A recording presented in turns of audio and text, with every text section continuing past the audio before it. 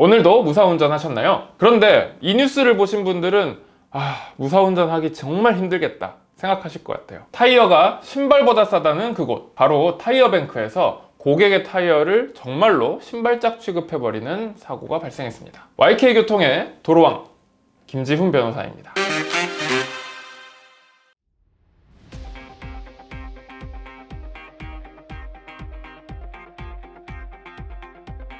자, 이 정비업체 직원 어떤 죄로 처벌될 수 있을까요? 대표적으로는 사기죄나 재물손괴죄 이런 죄명들이 있을 수 있는데 조금 디테일하게 들어가 보면 조금씩 죄명이 달라질 수 있습니다. 저랑 함께 지금부터 정확히 어떤 죄가 성립할 수 있는지 경우의 수를 한번 따져보겠습니다. 타인의 재물인 자동차 휠을 고의로 파손했기 때문에 당연히 재물손괴죄 성립할 수 있고요. 재물손괴죄 외에도 여러분 모두 잘 아시는 것처럼 특수재물손괴죄가 성립할 수 있습니다. 특수재물손괴죄는 형법 369조에 규정되어 있는데 단체나 다중의 위력을 보이거나 위험한 물건을 휴대해서 재물손괴를 했을 경우를 말합니다. 자, 그런데 왜 그러면 특수재물손괴냐고요? 여러분도 아까 영상 보셨겠지만 이 타이어뱅크 직원이 철제 봉에다가 몽키 스패너를 단 도구를 만들어서 지렛대 원리로 타이어를 파손시켰잖아요. 위험한 물건인 특수 도구를 이용해서 휠을 파손시켰기 때문에 재물손괴가 되는 것이고요. 형량은 특수손괴가 재물손괴보다 훨씬 더 가중처벌이 됩니다. 재물손괴죄가 3년 이하의 징역 또는 700만 원 이하의 벌금이라고 했는데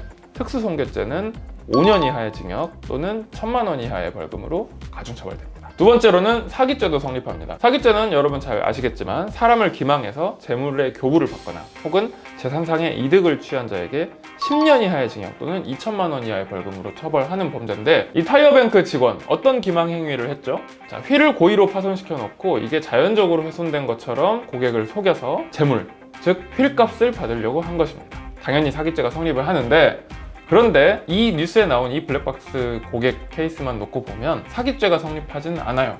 왜냐? 아직 돈을 안 받았거든요. 그래서 사기 미수죄가 성립할 것 같습니다. 그런데 아까 영상 보신 분들은 저랑 똑같이 느끼셨을 텐데 이 타이어뱅크 직원이 고의로 고객의 휠을 파손시킨 게 처음일 것 같으세요? 분명히 이전에도 많은 피해 고객들이 있었을 것이고 인터넷에 보면 나도 비슷한 일을 당했다라고 주장하는 피해자들이 엄청나게 많아졌습니다. 심지어는 그 지점이 아니라 전국에 있는 많은 지점에서 똑같은 피해들이 보고가 되고 있습니다. 자, 그러면 죄가 어떻게 될까요? 그 전에 피해를 본 사람들은 자기가 피해자인지도 모르고 이미 타이어 휠값을 내고 타이어를 고쳤겠죠. 그러니까 이미 사기죄는 미수가 아니라 기수가 되어버려서 일반 사기죄가 성립할 수가 있고, 더군다나 이 한 직원이 여러 명의 고객들에게 오랜 시간 동안 같은 수법으로 사기를 저질렀다면 형법 351조에 나오는 상습사기죄가 성립할 수 있는 것입니다. 상습성이 있다고 인정이 되는 거죠.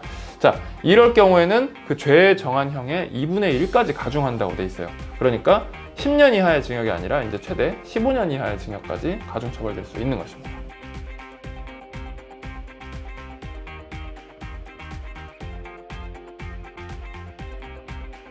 이 타이어뱅크 사장에게 범죄단체 조직죄가 성립시키기에는 좀 어려울 것 같습니다. 왜냐하면 이 범죄단체 조직죄가 되려면 아까 말한 것처럼 보이스피싱 단체나 혹은 뭐 스포츠 도박 단체처럼 그 범죄를 처음부터 하려고 생각하고 조직을 해야 돼요. 그런데 타이어뱅크 사장이 아무리 이제 이런 만행이 벌어지고 있어도 처음부터 고객들 휠 파손시켜가지고 떼돈을 벌어야겠다라고 하고 타이어가 신발보다 싸다라고 한다든지,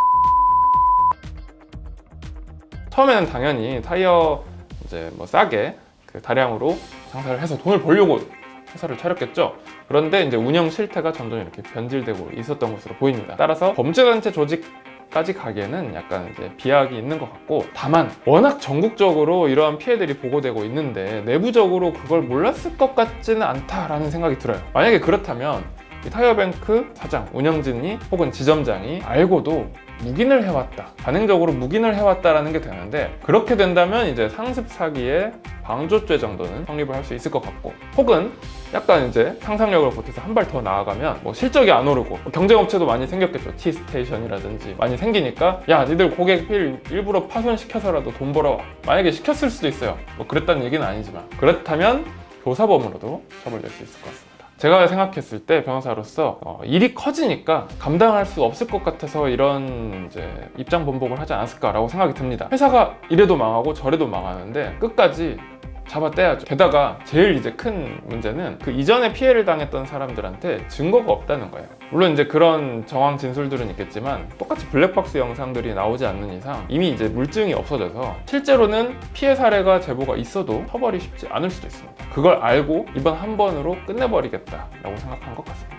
타이어뱅크는 전국에 430개 정도 지점이 있다고 합니다. 만약에 추가 피해 사례가 나온다면 형사처벌과는 별도로 당연히 민사상 손해배상도 해줘야 될 텐데요. 하루빨리 이 사건의 진상이 밝혀져서 책임 있는 관련자들이 법적인 대가를 치렀으면 좋겠습니다. 그리고 사실은 증거가 부족해서 대가를 치를 수 없다고 하더라도 자, 요새 우리 소비자들 얼마나 똑똑합니까? 소비자들한테 분명히 시장에서의 대가를 치르게 될 것입니다. 지금까지 YK교통의 도로왕 김지훈 변호사였습니다. 네, 여러분 오늘 영상 유익하셨나요? 하지만 이 영상만으로는 2% 부족합니다. 이 영상 그리고 이 영상까지 확인하셔야 진정한 도로왕이 되실 수 있습니다. 지금 바로 확인해주세요. 지금까지 도로왕 김지훈 변호사였습니다.